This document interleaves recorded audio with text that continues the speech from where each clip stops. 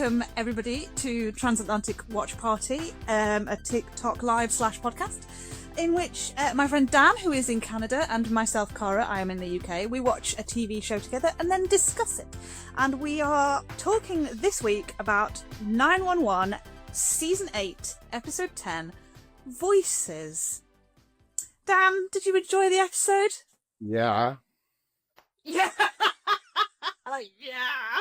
Yeah, it was stressful. But this is a stressful show. I should be like, it's not, this is back to what we're dealing with, emergency situations. Although this, of course, the whole episode is about one situation, kind of diverted from the usual formula from what I've noticed.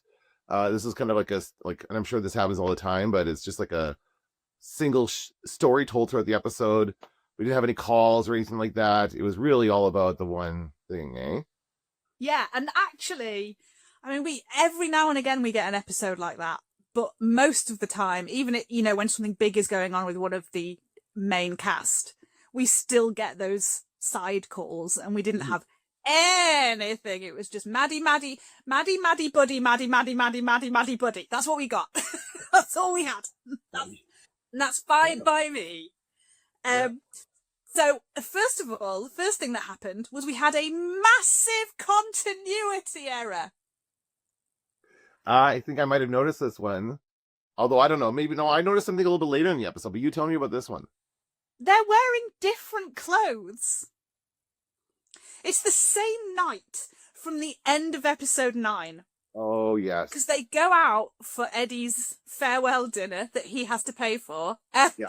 And so they all leave Eddie's house, and then they come back to Maddie and Chimney's place. Chim and Buck come back, and they're like, hey, we brought you some leftovers. Same night. They are wearing different clothes. And then when Hen and Eddie both turn up, they are also wearing different clothes. And I was like, well, I suppose they could have changed at home, but like into different daytime outfits, like they're not in their pajamas. Like, it's just absolutely terrible stuff. I didn't notice that, and it's because that was weeks ago, and who remembers, it. Well, I went back and checked the end of the episode. Right, absolutely. Yeah. Of course you checked that. No, there's another continuity error later on that I'll bring up, but we'll wait till we get there. Oh, that's exciting. Yeah. Yes, and so we get Buck and Buck just screaming out in this house in which he knows there is a sleeping toddler. Maddie, I'm eating your fries, which is just such a little brother thing to do. It's great. Yeah. And we also, and I think the thing they had about her doing the washing up, so her wedding ring, she'd taken her wedding ring off. That was such a nice touch, because in previous seasons that you have not watched, that's when Maddie went missing after she had Gian. It very much, there's absolutely no reason why Chimney wouldn't assume that the same thing might have happened again. Well, I thought they made that really clear, actually. As somebody who hadn't watched that previous storyline, they filled in all the gaps. Like, I remember you told me about it, but I'd forgotten. And then they said, because they had conversations about it as the characters, right? They all talked about it being a possibility, and they're like, I thought she was better now, and da-da-da. So, like, they all assume, basically, I'm kind of getting, basically, they all assume that she's wandered off again, or gone away, and left Gian alone. Like, basically left her alone, sleeping in a room. Now, was the door locked? I don't know. I don't remember. Like, did Chimney have to unlock the door to get in there, or was it? Well, I don't know if he had to unlock the door, because Amber didn't have to unlock the door when she came in. She just walked in, so, I would say no. Okay. But they don't seem to think about that. But anyway, so they assume, and for a good chunk of the episode, really, like longer than I thought they would, they assume that she's gone off, and they're looking for her. Like at one point, Buck and Eddie are off driving around in a truck just looking for her because they think she may be just wandering, because that's what she did last time, eh? And also her car is gone, so Amber obviously took her in her own car. Yeah. So again, Amber didn't have any idea that this was all going to play out so well for her. Mm-hmm. But it all looked like it was adding up to Maddie having left again. Mm-hmm. So that really did work on her favour. She didn't know about that. No, not until later, and there's a very nice bit of foreshadowing that she does when she finds that out later. And then we went into the basement with Maddie sort of coming round from the chloroform and seeing this conversation happening, and I was immediately angry. Why? Because I didn't want it to be a mental illness storyline. Matty's just saying, but I did not think there are other ways to do it. There are other reasons why when we found out what had happened before to her, the whole explanation of it. All right, there you go. Matty does not think it was necessary. There you go.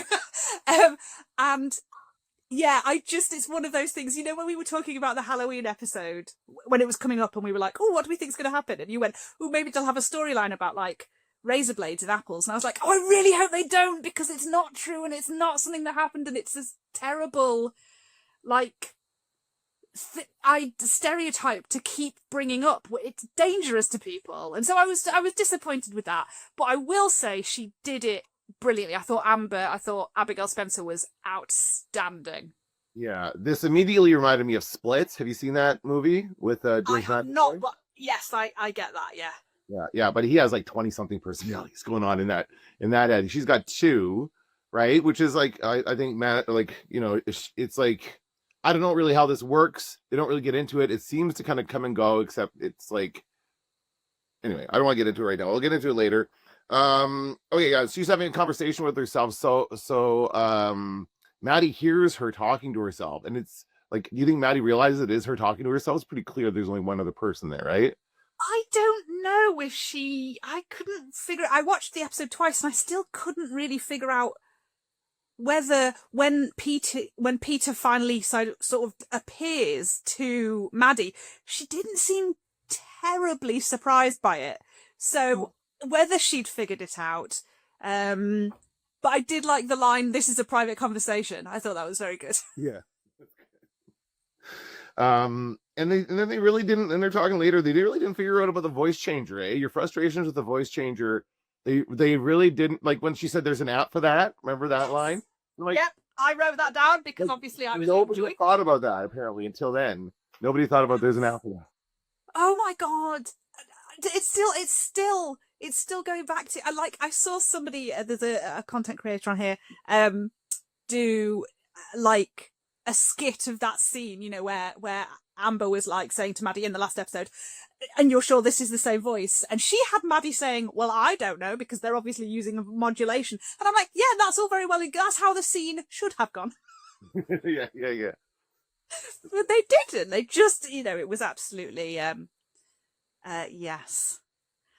So then we go back to Chimney, and this is when Eddie turns up, and Henna's arrived, and they're calling the hospitals, and it's so helpful because they know people in dispatch, so they can do things like call up and go, have you seen her car? And I'm like, I don't know, like, it feels like that's possibly not legal. I'm not sure. Wow.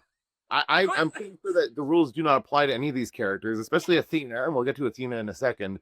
But like, they can pretty much do what they want and pull in whatever connections they need to make it happen. That's pretty clear, and they do. And I mean, I kind of like that they have the inside scoop on how this stuff works, so they can do more effective search. It doesn't really help them in the end, but it is kind of cool to have those connections. And we find out, because I'd said last week, Athena said to Maddie, go home and have a big scotch. And I was like, oh, Athena doesn't know she's pregnant. Eddie and Hen do know she's pregnant. We just because of something that Chimney said. And I just wanted to say, I think that Kenny is the strongest actor on this show. I think that the guy who plays Chimney is... I said that, actually. I wrote that down. Like, he is, like, actor who plays Chimney, very good. This is what I said. This is, like, a very, like, he was, like, doing stuff that, like, tear rolling down, like, annoyingly brushing the tear away from his cheek and stuff like that. Like, you can see he's, like, frustrated with his own emotions in the moment. Like, he was just doing that so well. He was very, very good. Yeah, because he's so often, like, the comic relief. Right. And he does that brilliantly. But when they let him pull out his dramatic acting chops, like the episode where on his wedding day, where he went missing on his wedding day, which was the season before you started watching. He is incredible. He is so brilliant at the high drama stuff. And we don't get enough of it from him. Saying that, I don't want us to get more of it from him, because I want them to just leave Chimney alone. Just let him be happy. But it's so good to see him pull those acting chops out, because he's just brilliant at it. Then we get the scene in which we get there's a map for everything, and I did a little happy dance because they were finally mentioning it. And but the fact that Amber didn't go, duh, you know, like, wow. And the fact that she's the one who's gonna point it out, and she's the one doing it, you know, like. Yeah, absolutely astonishing. And then we get this brilliant scene where Howard turns up to the police station, and he's chatting to Athena and Bobby in the police station, and they're waiting for Amber to arrive, you know, because she's the missing persons detective, and so she should be in charge of looking for Maddie. And then when she arrives, he introduces himself as, "Hi, I'm Howard Hahn. People call me Chimney." And I just thought that, like, that is such a random thing to be hit with as a person, you know, like, okay, like, I just, because it's such a weird nickname. You don't think he just says that to everybody as soon as he introduces himself? He doesn't like being called by his given name. He prefers to be called Chimney. So that's what he says when he introduces it. I figure that's what he says to everybody. Yeah, and it's so normal for him, but I just think if you've never met him, like, it's such an extraordinary, like, it's such a weird, it's like, "Hi, I'm Howard, people call me Howie," you know, like, that's fine. But, like, to be hit with, "People call me Chimney," I would be like, all right, you need to sit down and tell me why. I know your wife is missing and this is important, but I need to know. And it just doubles up the fact that we still do not know why he's called Chimney. Well, they better reveal it before the end of the series, right? That's something we're going to have him tell that story at some point. Last line of the last episode. Why is Chimney? Can I just put it out there right now? I assume it's because he got stuck in a chimney early on in his career or something like that. I don't know. They did do a little, like, ask the cast, like, there was, you know, a little PR thing, and they were asking the cast, why do you think he's called Chimney? And I think some of them were like, because he smoked, he used to smoke like a chimney, and some were like that he got stuck in a chimney, and Kenny was just like, I don't even know if Kenny knows why he's called Chimney. It's going to be a surprise to him as much as it is to the rest of us, and I love the fact that we still do not know. That's hilarious. We find out that Bobby and Athena didn't know about the baby. And it seems funny that to the missing persons detective, he isn't open about the fact that, I mean, he's worried that they won't take it seriously. I get that. If he says she's done something like this before. But you have to give them the information. Yeah. Even if the missing persons detective is secretly a serial killer. Yeah, absolutely. Absolutely. You don't know that yet, right? No. And why would you even think that, apart from all of those red flags that I pointed out in the episode before? And one of the overall questions I have is how could a person, even when we find out her history, how could she still get to herself into a place where she is a detective in whatever police department? What city are we in? Is this LA, okay, yeah. So of course. Like, how did she get to this point, and like without, they have checks, psychological checks and stuff, right? Don't they? Yeah, well, they have psychological checks, yes. And the thing is, this is what I think about the DID storyline, because again, I cannot speak to it. I have no experience of it. But it seemed like it was a really convenient times. Yes, I was going to say that, yes. And I just, like, yeah, she's hidden it from everyone, and we know that they've redacted the information because she was a minor when things happened to her. So, fair enough, you might not know about that. But also, like, I feel like it's redacted to a certain level, and when you're checking people's jobs... I mean, to be fair, in The Rookie, like, there was a guy who was who worked for the police who was living in his car, and you're like, surely... When you check, he was a rookie, he was new, he'd have had to go through all sorts of How did Background he check. had to prove where he lived? He didn't have any proof of where he lived. I was trying to get set up on an account to do some freelance voice work, and they I had to prove where I lived. I had to do that, and I had to show them my bill, my whatever. More thorough than TV police. So, which is to be expected. Anyway, so where are we at? So yeah. So then, and also at that point, Chimney finds out that Maddie talked a guy into killing himself. Oh, that's right. Yes, that's right. They tell him that story. He's like, "Holy crap!" And they're like, but then they're like, "This is still," after they all leave. After the detective leaves, Amber leaves. They're like, "This is still weird that she's gone missing on the day that she talks a kidnapper into killing himself. Like, that's just insane. It's too much of a coincidence. There's something else going on here, right?" So they know, and so of course Athena goes to work. And can we just say, there is good police work in this episode from Athena. She actually does some investigating. The weird thing is that when Danny Nucci comes back, who you mentioned in your questions because you were talking about Titanic, and you were like, the Italian guy, and I was like, Danny Nucci, he's back in 911, yay! And when she brings him on board, she's like, yeah, I didn't want to. He's keeping it on the DL. You know, he's like, I haven't told anyone else. And I'm like, why? And it made me think she suspected Amber, but she absolutely didn't. So I have no idea why they were keeping it quiet. And also she was like, I'm going out on a very thin branch. Yeah, they were having an autopsy done anyway. It would have come out. I didn't quite understand why they were making a big deal out of that. I just don't understand what kind of police officer Athena is, because at times she seems to be like out driving like a regular beat, like a regular blue plane. What do they call them? Beat cop. I don't know what they call them. But you know, she's just a uniformed officer. Yeah, she's not a detective. She's not a homicide. She's not any specific department or anything like that. But she's always happens to be available whenever they need her for whatever response. Like, she's always there. She's always the one responding to the 911 call. But she's also like able to go and just investigate, pull in Danny Nucci and say, let's go look into this. And she's part of all this. I'm like, I just have a feeling there would be an issue with that. Well, I mean, yes. But also she has been doing this job for a long time. Okay. And she has friends everywhere. And I suppose it's that she's never, I don't know if she ever wanted to be a detective. I can't read. Matty in our comments down on our TikTok says the only explanation is that she's Angela Bassett, and absolutely, she's a producer. It's her show, but she's also Angela Bassett.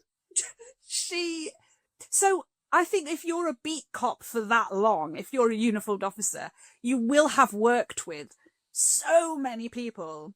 And she has a reputation, which, as we know, like Amber was like, "Oh my god, you're such a badass, and I love you, and everyone talks about you." And I'm like, "What?" And all the dodgy stuff she's done, yeah, you know. But yeah, so I get that she can pull strings and bring a detective in and sort of talk about her concerns. But why was it a secret? It didn't need to be. I know, it's weird. And then there's a line, and we're getting ahead of ourselves because I still want to talk about this other scene, but. He says, "Well, Athena Grant calls, I come running," and that's really the line that sums it up. And like, you're right, she's got so much like influence, and she's got such a network that she can go, "Hey, come and help me out with this," and it's like, "All right, I'm gonna come," because she's done so much for him, right? He owes her.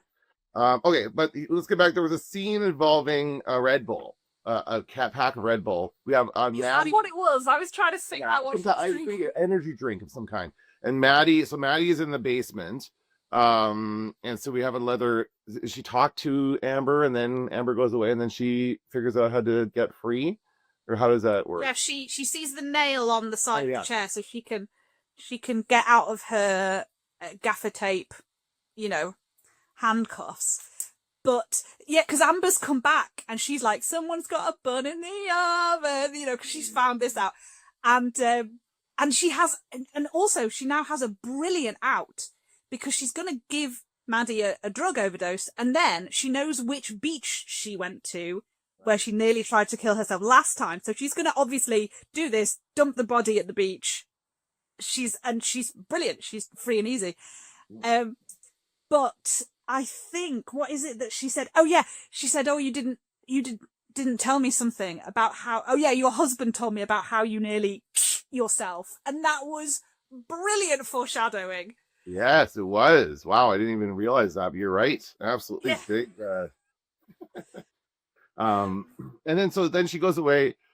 So she gets out of the handcuffs, but she still is chained to the floor. She's got this big long chain. She can't get to the floor, so she's got to try and find a way to Open the lock. pick Yeah. the lock, right? So she finds a 6-pack of Red Bull and she drinks some of it. And I'm like, what is she doing? Just try to get energy and try and break out of it? Like, what is she do? What is the point of like chugging back this Red Bull? But then she like takes a piece of it and tears it up and twists it into like a little key to like unlock. Come on, that's so ridiculous. Now, all I could think was, you know, when she did like when she was in the Beanado and she was like, oh, you can actually get 2 pumps out of that, you know, epinephrine pen, the EpiPen.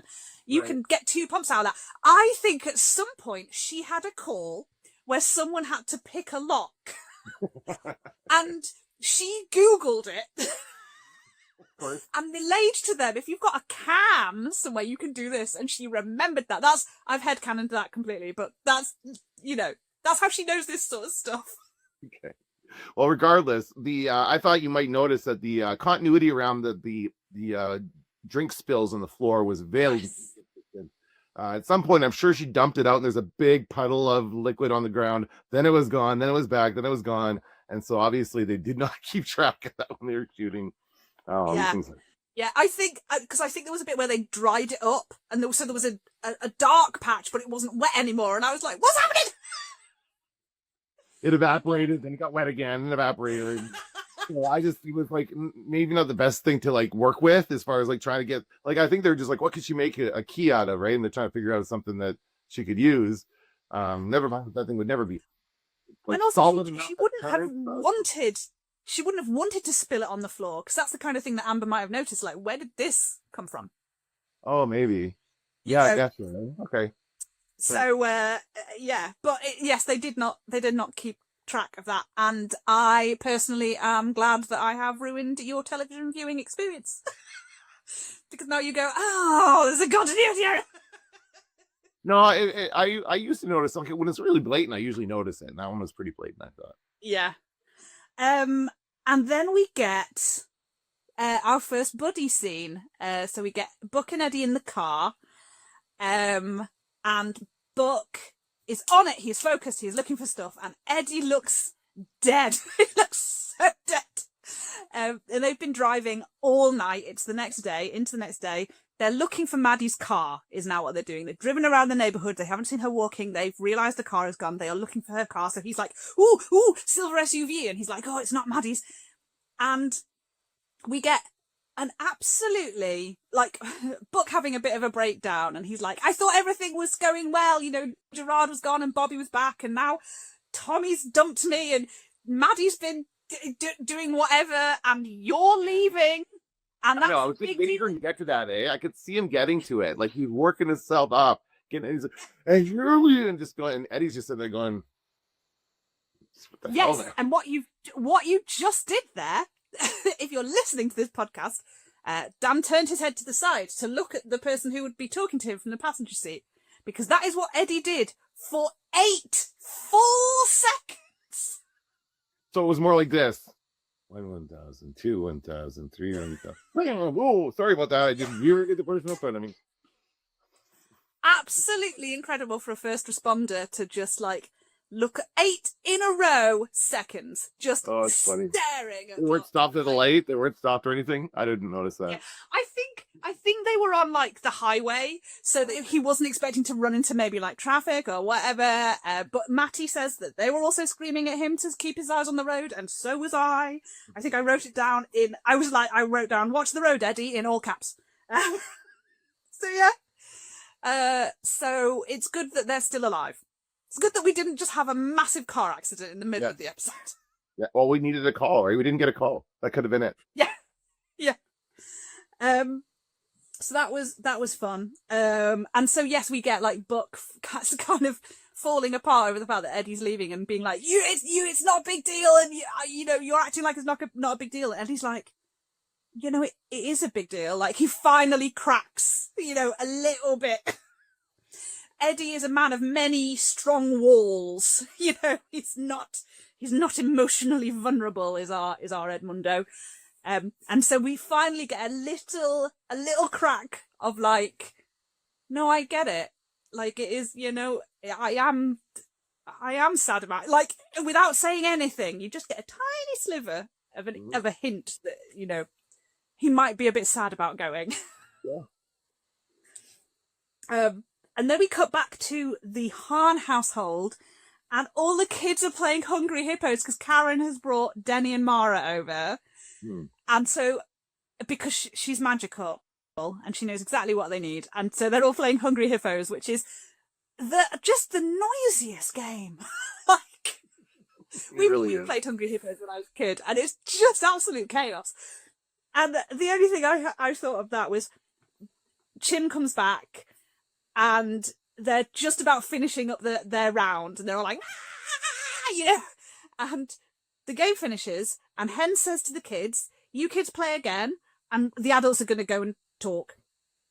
And instantly, G says, can we play again? And I was like, you haven't even counted the thing. You don't even know who won the last round. But they might not care. Although Mara does say, we're going to beat you this time. So, but they might just be telling G she's won every time, Yeah. Pretty young still. And Karen, he's like, thank you so much for she says, I hope it's okay I brought the kids. And Chimney's like, that's exactly what G needs. I'm so grateful for you. And she says, we're family. And that comes up again later. That was obviously a big theme of, the Maddie stuff of it all, but also the buddy stuff of it all, that these guys are so codependent. Yeah, they're all just a big family, right?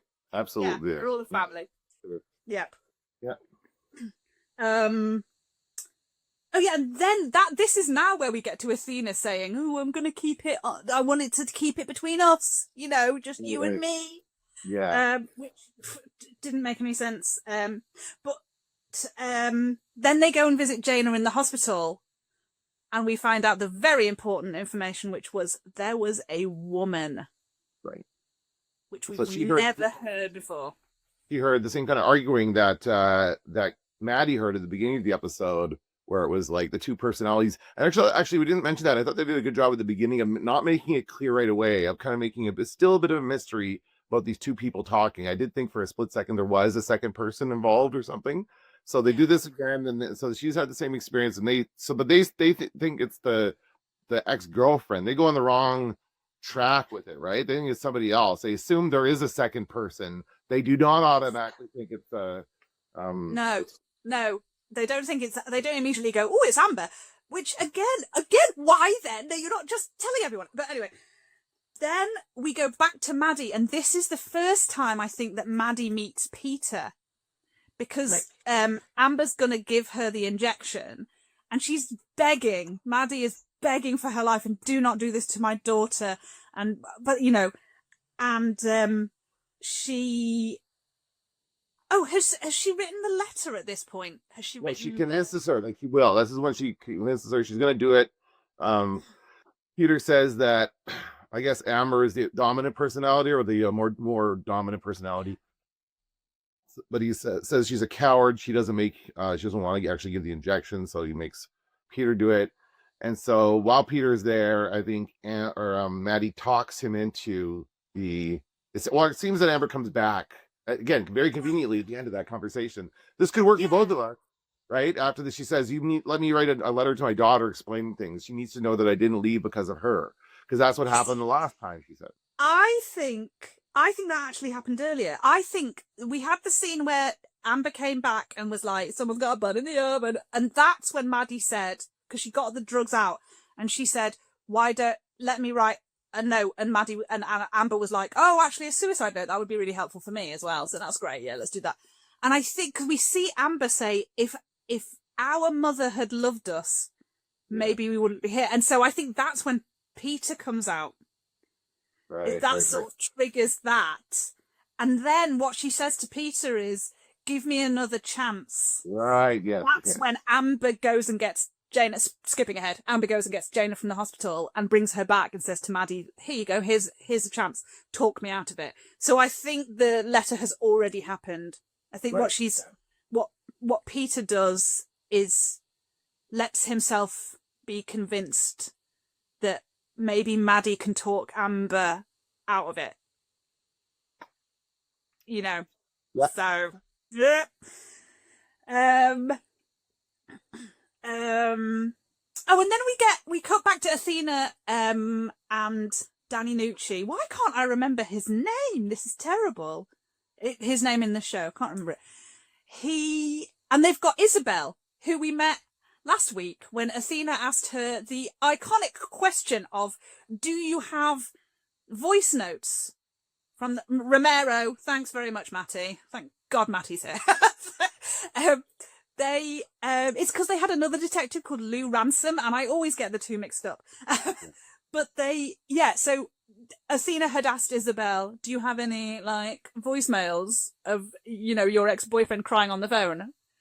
Because they wouldn't be the same, because he wouldn't be using a voice modulator. Mm-hmm. So they've got Isabel in, and we see Athena going, that's the third message I've left for Amber. And I'm like, this is terrible detectiving, not on your part. But what's Amber doing? Where is she? Why is she uncontactable? This is dreadful. Somebody look into this. And Romero does say, who do you call when your missing persons detective goes missing? And really what you do is you do what Chimney did, and what they end up doing, which is find out her address and then go to her house, I guess, because what else are you going to do? But at least that obviously shows that they are planning on opening up the investigation to other people, like one of them being Amber, and that's dangerous, so it's good that they can't get hold of her. Mm-hmm. But they interview Isabel thinking that she might be the accomplice. And two things came up in that. Number one, they go through the whole rigmarole, fair enough, the whole thing, and then eventually she goes, oh, was this last night? Because I have an alibi. She points at the picture of dead Richard, and she says, oh, was this last night? No! That was not that was in the daytime, so you don't have an alibi for that. What you have an alibi for is Maddie going missing, but you don't even know about that bit. But anyway, so I was like... Oh, is that right? They mixed that up? They just didn't correct her. They'd never told her that someone else was missing. They made it sound like they were sort of interviewing her about, did she kill Richard? But so when she's like, oh, did it happen last night? And they're like, yes. And I'm like, no. I thought that was weird. It doesn't feel like that was last night. I feel like that was a longer time ago. But it was the day before. It's the same day. It was in the day, and then last night Maddie got taken. But Richard definitely died in the daylight. Okay. It was daylight when they rescued Jaina, I think. But anyway, so that was a little, sort of writing question I had. But then she was like, I was at the casino, I was playing blackjack or whatever they do in casinos, and they've got CCTV cameras everywhere. And then they get a picture of her at the casino at a table. Where? She framed. Yeah, where is that CCTV camera? It was like on the dealer's lapel. It's like one of those body cams on the dealer's lapel. That's what they had. Maybe they might have those now. I don't know. They might do that. Probably no, right? But it really did look. I mean, it was beautifully clear. Like she was right in the center of the frame. Like you walk into a casino and they're like, hello, I am Bob. I will be dealing the cards. And this is Jim. He is a security camera. He will be sitting right on the table. Mid-toss at the craps table. She's like, here we go. So yeah, I was just like, this is an incredible thing. And then we see more detective work, which is really fun. Romero and Athena talking about the cases that link Richard and, how they can maybe find other cases that he was attached to. And my question was, when he opens the file, he goes, these are the 3 girls that we know he took. And he just takes them from the paper file and sticks them on the board. are the photos sticky? Or, like, do they print them on sticky paper? Or do they have blue tack that's still on the back of them? I've never... Because that always happens in these procedurals. And I'm like, how does that work? Tacks. You've got to pre-stitch all of them. Everything's going to get stuck on a wall eventually. So they know they're all going to be pre-gummed. Yeah. And then we cut back to the Hahn household, and we get the very adorable thing of G being asleep on Mara, and I thought that was adorable because they lived together for a while. They were briefly sisters, and so it was really sweet to see that they still had that bond. Mm-hmm. I liked that. That was very nice. That's when we find out that they're gonna go, and then they're back in like 2 seconds because she says before G fell asleep, she said she heard a second voice, somebody talking to mommy, right? That's what she said. And it might have been crying.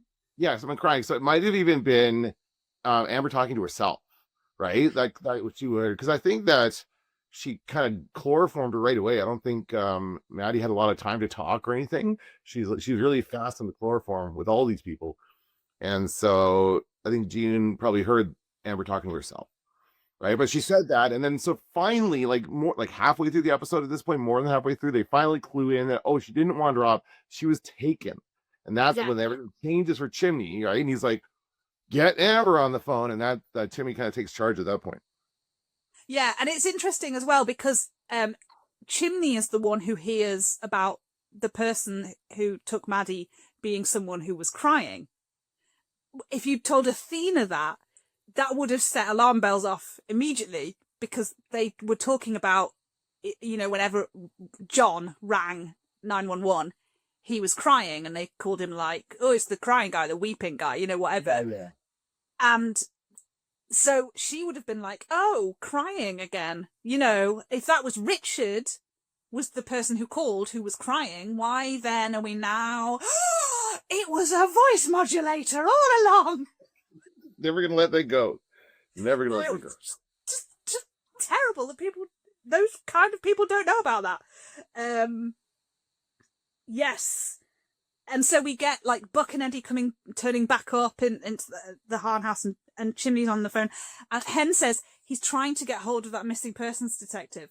Like, no one can reach Amber. And again, this is not raising red flags for anybody. Yeah, they're not talking to each other though, right? Like Athena, if Athena and Chimney would just talk to each other, then they would know something's up. Yeah. That's what they say.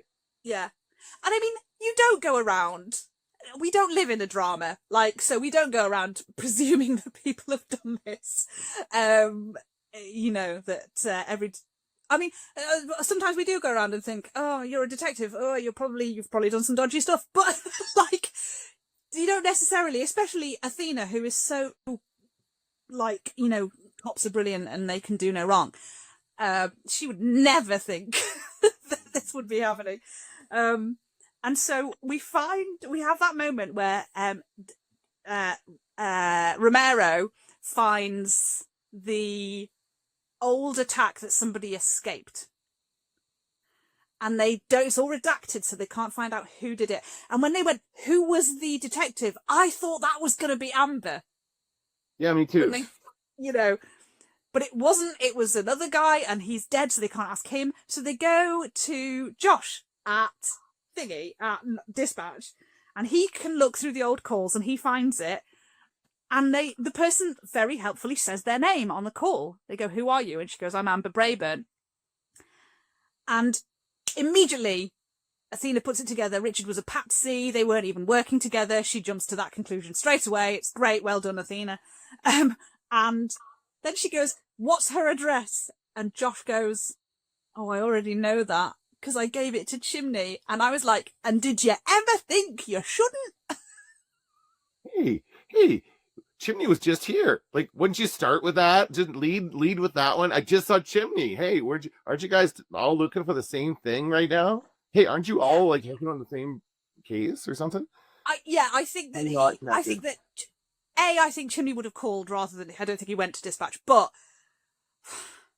the whole, Josh, just don't give out. Well, that's also true. people's addresses. Yeah, but it's Chimney and it's Athena. Like, you have to be able to give it out to these guys because they can pull the strings. They know everybody and they can pull the strings, and they have all clearance to do whatever they want to get to the bottom of this, right? Because they have to get there fast. They have to get there really, really fast in this case. And isn't it like, it always makes me think about the people who desperately need the police to help them, and who live in the same area as the 118, and they can never get the police to help them quickly because the 118 always has some horrible drama going on that Athena has to solve immediately. I'm like, these police resources, normal people who don't have an in with the police, how do they get anything solved? The answer is they don't, but it's so terrible. So then Amber turns up back in the basement, and Maddie she's managed to use the can key to get out of her padlock. And she's found in the drawer, very conveniently, the one drawer she can open, she's found this newspaper articles, which has clued her into the fact that Amber once escaped from someone who's kidnapped her. And she slashed his throat with a bottle, which is obviously also very important. And she turns back up, she's got Jaina with her, and I thought it was a brilliant moment where she put Jaina down on the chair and she sat down in front of her and put a knife to her throat and went, "Go ahead, talk me out of it." That was brilliant. That was a brilliant moment. Yeah. Because it's terrifying. It's terrifying. Maddie can't do anything with that. It's absolutely... She's been trying to buy time, and she's done it brilliantly. And this is the moment. She can't buy any more time. And Jimmy alive! Yes, and I thought this was a very good Silence of the Lambs kind of moment where the killer is interrupted by someone at the door, and we see Chimney on the camera even, and is right there. She's like, "Well, I guess we'll have to continue this another time," right? Of course, you can't. And she chloroforms the girl. She chloroforms Jaina, and the other thing I didn't mention is that the other thing that Maddie found in a drawer was a hammer. And I was like, okay, well, this is your time, Maddie. She's distracted. She's but she didn't do that.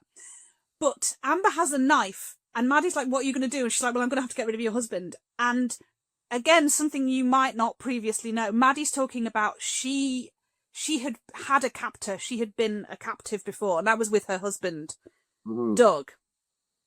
And so her previous captor, Doug, stabbed Chimney in the gut and nearly killed him. So the idea of Chimney getting stabbed by another of Maddie's captors was like, wow, horrible.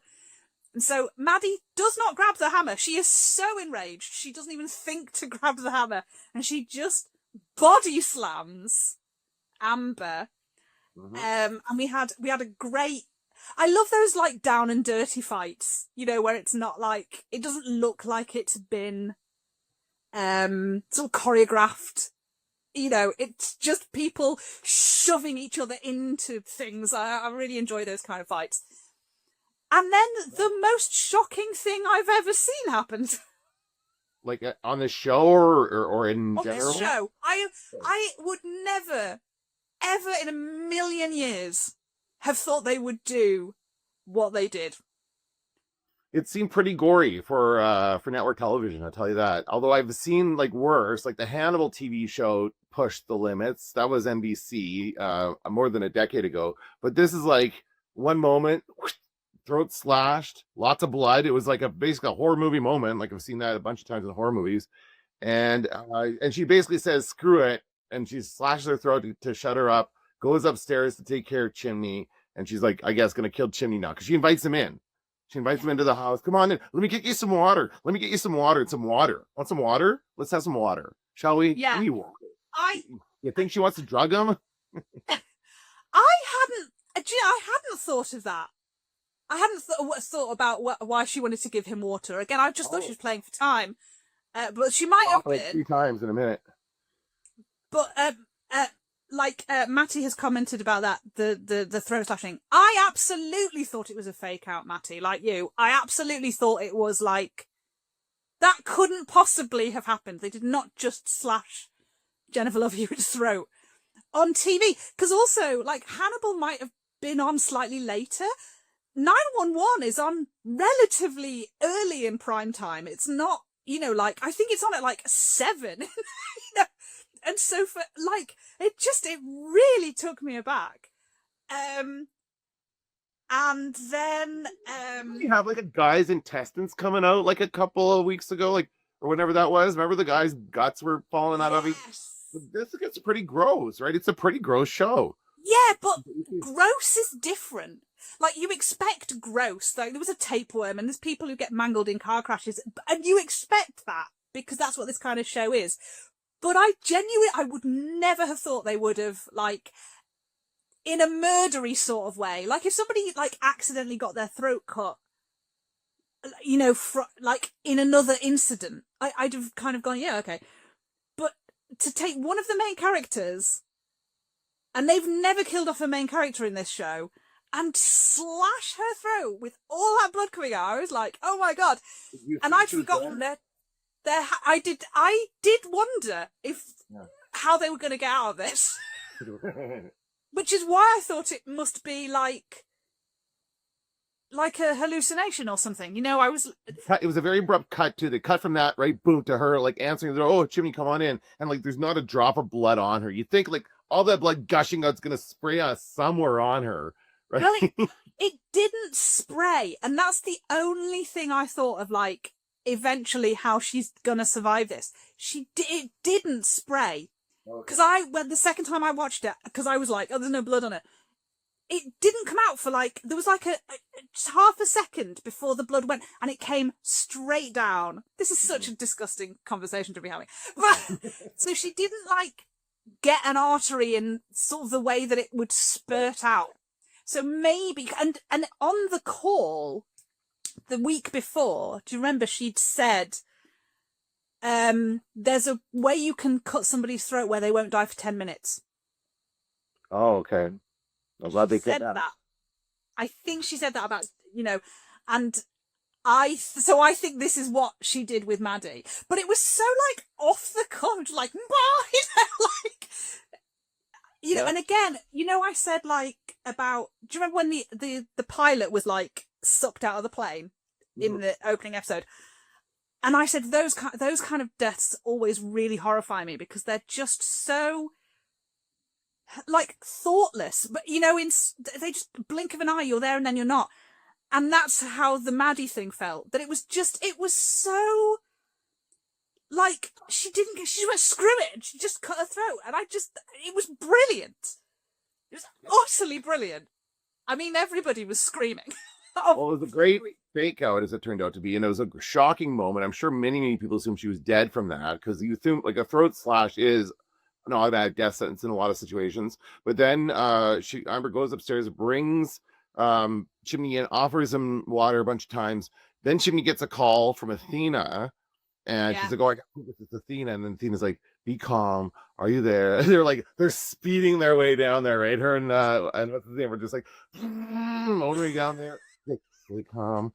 Is she there? Okay, we think she took Maddie. And he's like, yes, and then he hangs up, and then, like, she's pointing a gun at him, like, she found out, didn't she? Like, there's no point in staying calm or hiding anything, because he knew, she definitely could pick it up by your tone of voice that there was something up, or maybe he heard you, because sometimes in the room you can hear the person talking on the phone, right? Because the thing he says before he hangs up is, I can't tonight, thank you. And so he's trying to pretend it's not Athena, like it's a friend that's called, Yeah. So, because he knows, he is smart enough to know that if she realizes it's Athena, she'll know that they're onto her. She doesn't even need to hear why Athena is calling. She'll just be like, okay, well, I have to clean up this mess. And, and then we get the ultimate, like, final girl horror movie moment.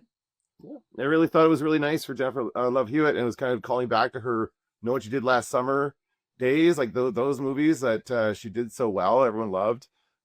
She comes back and deals the final. What does she do again? I don't Well, remember. she doesn't deal the final blow because she get first. So first of all, we get the fake out that Maddie comes back and she hits her with a hammer, and she's like, and then Chim is there, and then Amber's not dead and she comes back, Right. you know, and so she's looming over Chim with a gun again, and then Athena saves the day.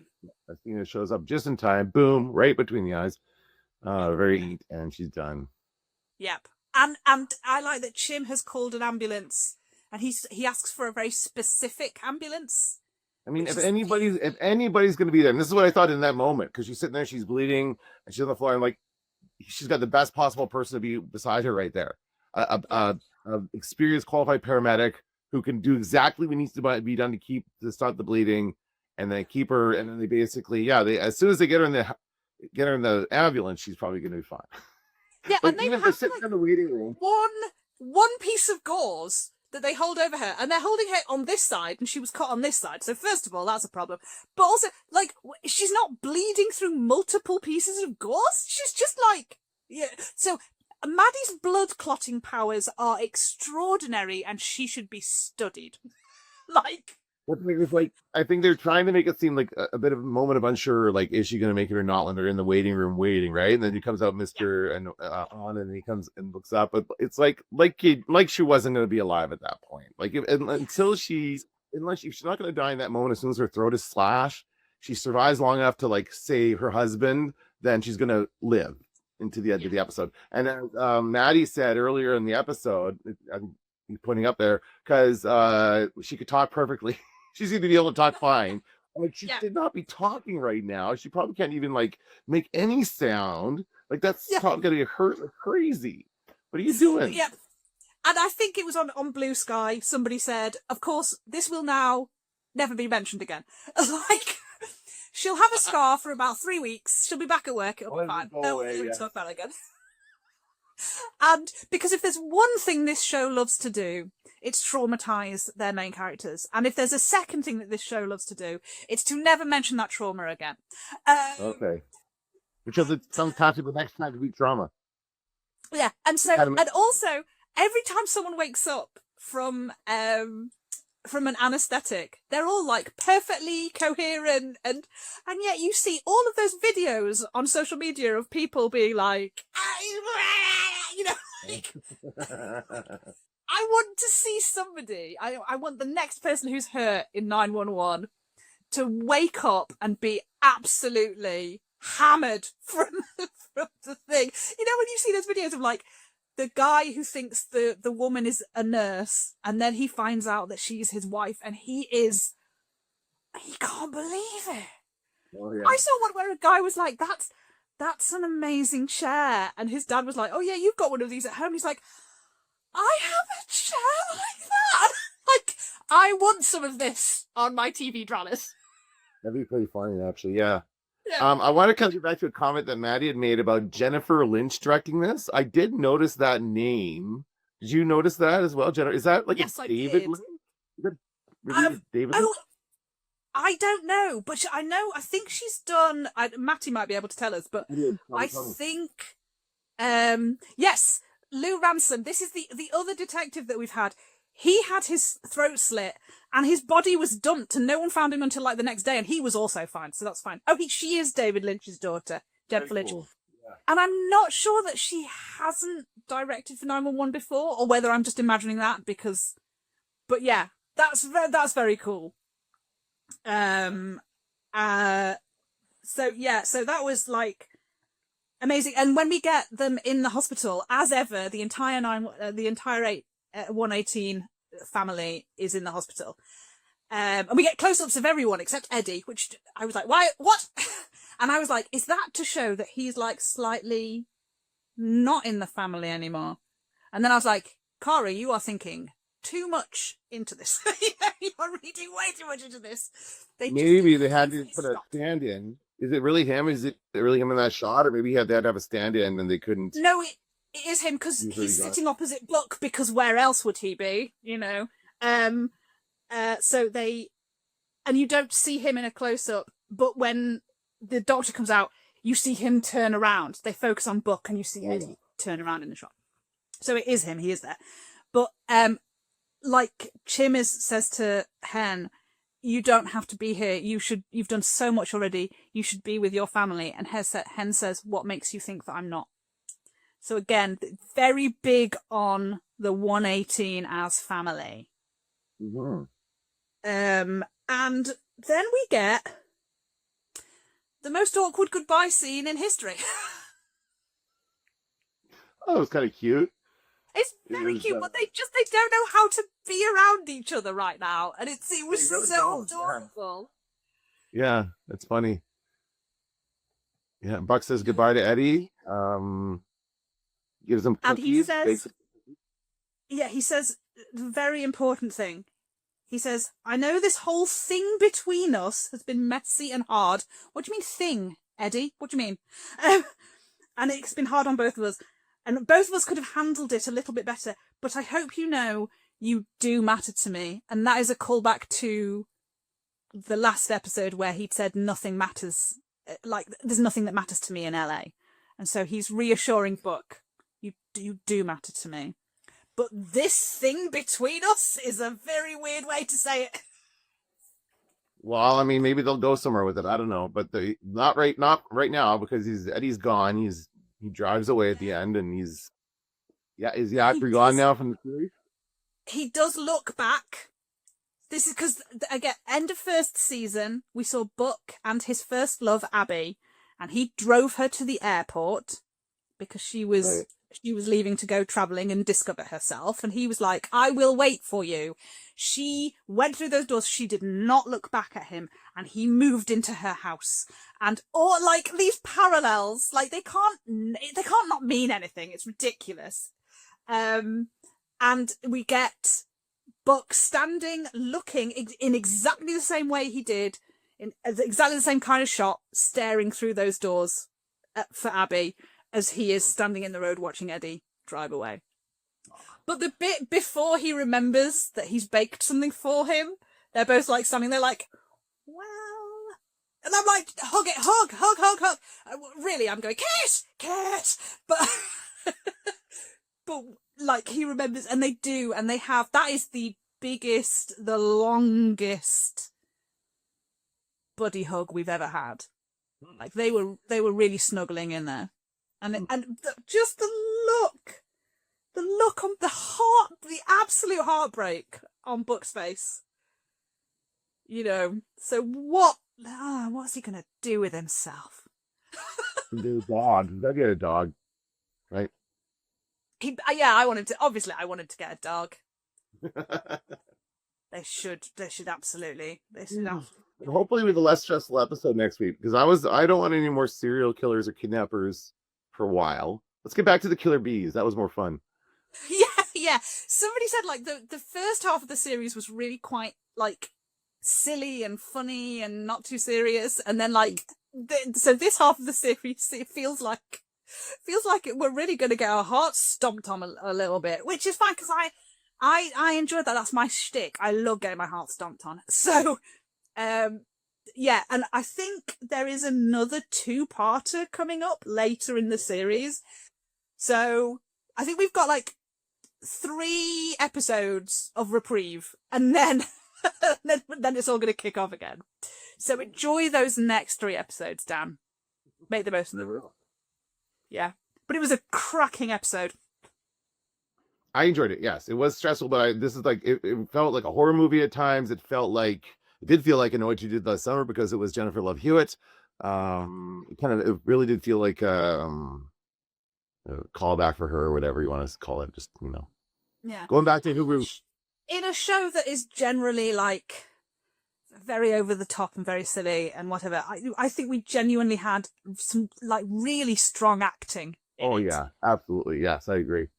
Yeah. So good for everybody involved. Yeah. I'm sorry that it was a DID story. I'm sorry about that, but the rest of it can stay. Okay. Yeah. Happy with the rest of it.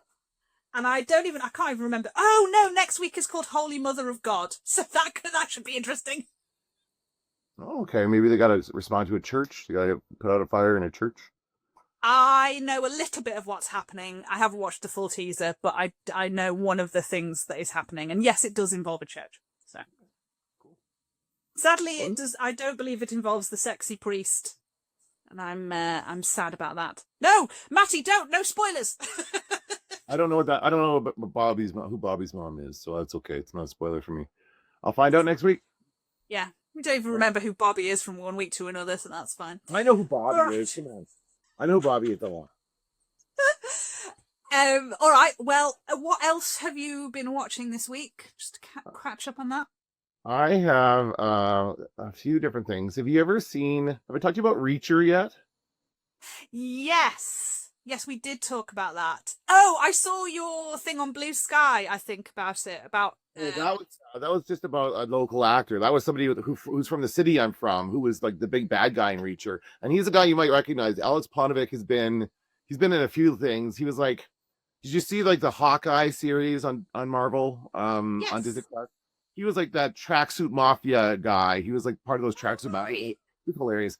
Anyway, it was great to see him. He's only in there for that one scene, but the show Reacher is very good. I would say it's very compelling. It is based on a book series, right? So this is I think I have talked about it before, because I always make fun of the fact that they chose Tom Cruise to play this role first, right? Yes. And the character is famously huge. It's just a giant guy, and Tom Cruise is not that. He's the opposite of that. So the guy they have playing him now, Alan Richardson, is a huge guy, and he's like the giant, massive guy. And he basically wanders around, stumbling into trouble. And this time it's a very good season. Is he not like associated with a group, or like is he not CIA or FBI or something? He's a former special investigator. So he has, and there was one scene, I think last season, it was like all about something that happened when he was doing this. There's a lot of flashbacks in that one. This one not so much. It's more about like gun runners or something. It's like general evil guys. The evil guys are a little bit generic, but they're still kind of fun, and there's lots of good action and that kind of stuff. So that's what I've been watching. And I finished season 2 of Slow Horses. Slow Horses is a really good show. That is phenomenal. Is on my watch list. When you get Apple TV Plus or whatever, Slow Horses is the one. And I like it because in true British style, it's only 6 episodes per season. So like it's a good tight story. Every season is a very like well told 6 episodes, and you're done. And it's just such a good. Gary Oldman is doing his best work, I have to say. He's just incredible. Oh yeah, which for Gary Oldman is going to be pretty good work. Exactly, right? He's done so much good work. What about you? What have you been watching? Well, actually, this week I've been watching the tennis. So I've not watched any dramas because the Indian Wells tournament is on in California, and I like tennis. So and it's they've been playing it. Certainly the Brits as well. They've been scheduling them at a time when we've been able to watch it in the evening. Is that on the clay courts? No, it's a hard court. Is it okay? I wasn't sure. I used to report on when I was a newsreader. Part of my job would be to report on tennis scores, so I would have to do like a sports cast and like look up, and they would have like a service that would deliver us the stats and stuff. But I still don't understand how that game is scored. It's very confusing. Yeah. And so it's fun to watch. Like I do like watching it, but I have no idea how any of it works. So it's which probably makes it more fun in some way. And back and forth, very fast, lots of screaming, and then it's like love 30, whatever. I'm like, yeah, what? like why are they just shouting out random numbers? And what's love got to do with anything? And who the hell is Juice? What is this? Yeah. What's love got to do with it? She says. Yeah, what's love got to do with this? Yeah. Angela Bassett, brilliant in that. And on that note, that seems like an excellent note to finish this. So I will see you next week for Holy Mother of God. All right, can't wait. I think we'll be back to sort of it'll be a little bit sillier, so I really look forward to that. Right. And Maddie will be fine, She will be no star. Back at work. Yeah, he will be back at work for sure. She'll be talking somebody else down from some horrible situation. I'm sure. And hopefully not talking anyone into unaliving themselves. No, Maddie, we don't do that. All right, well, this was great, and I will see you next week. All right.